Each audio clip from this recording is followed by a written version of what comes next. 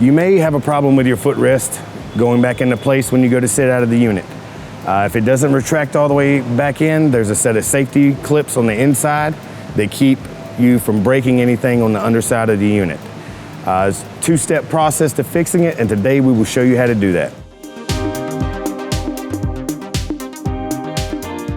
We'll show you the first step on why it happens and how it happens.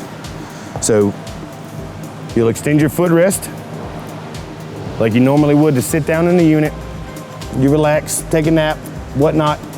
You go to get out of it.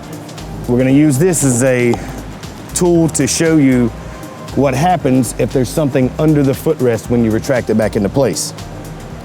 So you pull it back in, you'll hear it break away, which you'll do, okay?